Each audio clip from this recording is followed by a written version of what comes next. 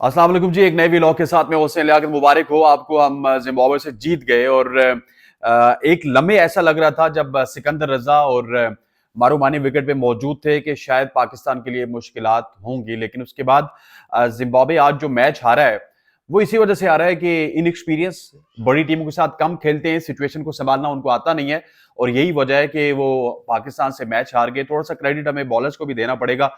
लेकिन सबसे पहले अगर बात की जाए आज के मैच में पाकिस्तान की बैटिंग की, तो बैटिंग में बहुत सारे सवालिया निशान खड़े होते हैं। मैंने पहले भी बताया था, अगर बाबर आजम को और रिजवान को रेस्ट देना है, दैट इज वेरी गुड, आप उनको रेस्ट दीजिए, 1000 बार दीजिए। वो बड़े प्लेयर हैं, आपको जिम्बाब्वे के खिलाफ उनको नहीं खिलाना चाहिए। लेकिन व्हाट इज द बैकअप? क्या उनका बैकअप उमैर बिन यूसुफ हैं? क्या उनका बैकअप सलमान अली आगा हैं? या इवन मैं इरफान नियाजी का नाम लूंगा। आप मतलब बैकअप तैयार क्या कर रहे हैं? What is your thinking? जिस उमैर बिन यूसुफ को ओडीआई में होना चाहिए था, टेस्ट क्रिकेट में होना चाहिए था, वो उमैर बिन यूसुफ आप टी20 क्रिकेट में ले आए। जिस सलमान अली आगा को ओडीआई और टेस्ट क्रिकेट में अच्छी खासी पजीराई मिली, आप उसको खराब करने के लिए एक तो कप्तान बना दिया और ऊपर से टी20 का कप्तान बना दिया। और ऊपर से आप ये देखिए कि रिजवान का वो नायब है। That is very unfortunate. मतलब एक बात आप सुन लीजिए, चाहे आकिब जावेद हूं, चाहे मोहम्मद हफीज हूं, चाहे मिसबाउल हक हूं, जो भी आया है, कुछ डिसीजन इनके ऐसे होते हैं कि ये इंटेलेक्चुअली मुझे बहुत ही डिसऑनेस्ट लगते हैं। खुदा का खौफ कीजिए यार। आपके पास एक बहुत बड़ी अपॉर्चुनिटी थी जिम्बाब्वे में। आपने ओडीआई में भी क्या टीम खिलाई, आपने टी20 में भी क्या टीम खिलाई। मतलब उमैर बिन यूसुफ, उसके बाद आप नाम ले लें सलमान आगा का, आपके कप्तान की जगह ही नहीं बनती। आपने कप्तान ऐसा बना दिया जिसकी टीम में जगह नहीं बनती। इरफान खान नियाजी है ना चांसेस, लेकिन कोई परफॉर्म नहीं कर रहे। तैयब ताहिर ने बहुत अच्छा किया, लेकिन उस्मान खान को भी समझाना होगा। लेकिन मैं एक सवाल छोड़े जा रहा हूं आपके पास कि क्या वजह है कि जो लड़का डोमेस्टिक में 160-70 के स्ट्राइक रेट से खेलता है, उस्मान खान, वो पाकिस्तान टीम में जाके नाकाम होता है। भाई आप प्लेयर को ग्रूम नहीं करते। आपके नजदीक वो जो शेल्स है ना आपके, आप उसमें से बाहर नहीं निकलते। यहां पे ग्रुपिंग चल रही होती है मैनेजमेंट के लेवल पे भी कि नहीं, किसी तरह से बाबर को वापस लाना है, किसी तरह से रिजवान को वापस लाना है, किसी तरह से शादाब को वापस लाना है।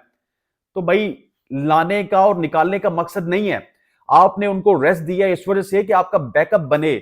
जब बैकअप अच्छा होगा तो डेफिनेटली 4 साल बाद, 5 साल बाद बाबर ने रिटायर होना है, रिजवान ने रिटायर होना है, तो आपको पता हो कि हु इज द वन जो इस स्लॉट में पूरा उतरता है।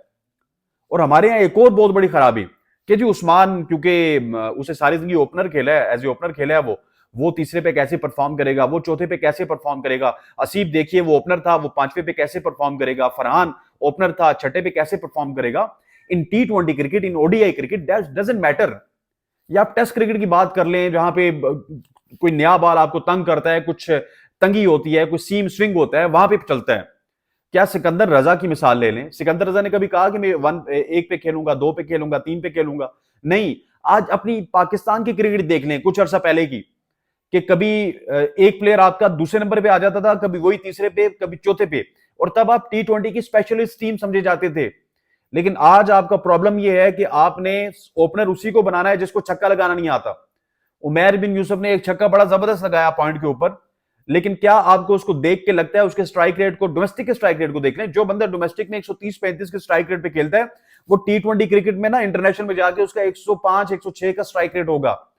आपने डोमेस्टिक में से ऐसे बंदे पिक करने, आसिफ की मिसाल ले लें, आसिफ का अराउंड अबाउट 160-165 का स्ट्राइक रेट था, वो इंटरनेशनल में जाके 135 पे फिनिश करता था। तो आपका जो डोमेस्टिक का स्ट्राइक रेट होता है उसमें 20 से 30% डिक्रीज आता है इंटरनेशनल क्रिकेट में।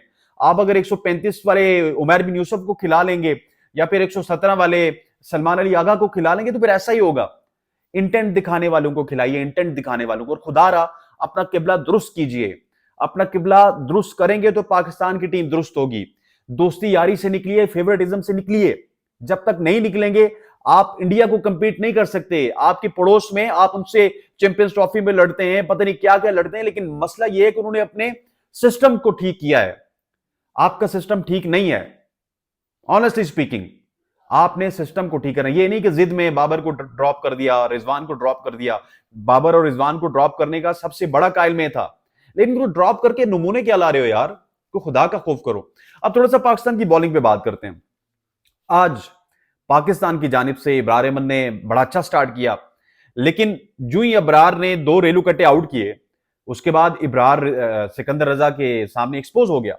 ऑनेस्टली स्पीकिंग, ये आज से नहीं हो रहा, उसको हमने वैसे हीरो बनाया। उसका एटीट्यूड देखिए, इब्रार आज चौथा टी20 था उनका, और वो इस तरह बिहेव कर रहे थे जिस तरह वो सीनियर तरीन प्लेयर है, क्योंकि चंद बड़े प्लेयर्स को वो टी और कॉफी और ये चीजें सर्व करते हैं, चाय बड़ी अच्छी बनाते हैं। इंडिया के टूर में भी वो एंजॉय करने गए थे, पिछले 2-3 साल से वो एंजॉय कर रहे हैं। सिर्फ क्या है, हवा बहुत बड़ा बॉलर है, बहुत बड़ा बॉलर है। बॉलर की जो तमाम तर स्किल्स है ना, वो निकल गई थी। जो ही वहां से सिकंदर रजा आए, एक ओवर में उन्होंने अच्छी खासी चढ़ाई की, आपने उसको बैठा दिया, और वहां से यंगस्टर ले आए सुफियान मुकीम। अरे बनता तो ये था कि जिस तरह से जिम्बाब्वे वालों ने मार खाई थी, आपको जांदाद की तरह को बैठा के या साइड पे रख के उसके ओवर्स को आपको सुफियान को ओवर देना चाहिए था। लेकिन हमने ओडीआई क्रिकेट में भी देखा है, हमने यहां पे भी देखा है, अबरार क्योंकि गेम का हिस्सा है, दोस्ती यारी का हिस्सा है, उसको ले आते हो आप, लेकिन फैसल अकरम को पीछे रखा गया। आज सुफियान मुकीम को भी बहुत ही लेट इंट्रोड्यूस करवाया गया, और उस वक्त भी मैं हैरान था कि पता नहीं कहां से ये चमत्कार हो गया। नहीं तो हारिस रऊफ तो अपना पिछला ओवर अच्छा करवा चुके थे, 6-7 रन को ओवर करवाया था उन्होंने, लेकिन उसके बाद आप सुफियान को ले आए। तो भाई पाकिस्तान के साथ आपको क्लियर होना होगा, वो सुफियान आपको 3 क्रूशल विकेटें दिलवा के गया है, उस सुफियान ने आपको एक किस्म का मैच में वापस लाया है। लेकिन आप सुफियान हो गया, फैसल अकरम हो गया, इस तरह के जो नए स्पिनर्स हैं, इनको पीछे धकेल रहे हैं, क्योंकि आपने अपने एक दोस्त को बचाना है। और उस दोस्त की वजह से लास्ट 3 से 4 सालों में, शादाब की बात कर रहा हूं, नवाज की बात कर रहा हूं, 3 से 4 सालों में पाकिस्तान की जो स्पिन अटैक है उसकी एवरेज बिल्कुल बिलो है। वो विकेट्स लेने में, वो रन कंसीड करने में, हर खाते में हम नीचे हैं। तो भाई खुदा रहा यार, पाकिस्तान की सोचो। एक तरफ आपको इंडिया मुंह की दिखा रहा है, आपकी ना आईसीसी में गलती है ना कि और जगह पे, कम से कम यार अपनी परफॉर्मेंस तो ठीक कर लो। ये बिल्कुल झूठ है कि पाकिस्तान में टैलेंट नहीं है, पाकिस्तान में टैलेंट है, पाकिस्तान में टैलेंट आज भी है। टैलेंट लाने वाले लोग बेइंसाफ हो चुके हैं, टैलेंट लाने वाले लोगों ने आंखों में पट्टियां बांध ली हैं। उनको पता है कि उनके भतीजे ने खेलना है, उनके पुत्र ने खेलना है, या फिर उनकी जो फ्रेंचाइज है उसके बंदे ने खेलना है। That's not good. आप तो कह रहे होंगे कि आज बड़ा खुशी का दिन है, आज जिम्बाब्वे से हम जीत गए, खुश होना चाहिए। नहीं, खुशी का दिन नहीं है, ये हमारी गमी का दिन है कि एक लम्हे ऐसा लग रहा था कि जिम्बाब्वे इज क्रूजिंग, आप बेबस थे, just because of naively of your captain incompetency, कि कहां पे किसको यूटिलाइज करना है, कहां पे किसको देनी है। और ये इनकॉम्पिटेंसी सिर्फ कप्तान की नहीं है, वो पीछे से डायरेक्शन होती है, भाई एनो जरा छुपा के रखियो, इसको नहीं एक्सपोज करना दुनिया के सामने।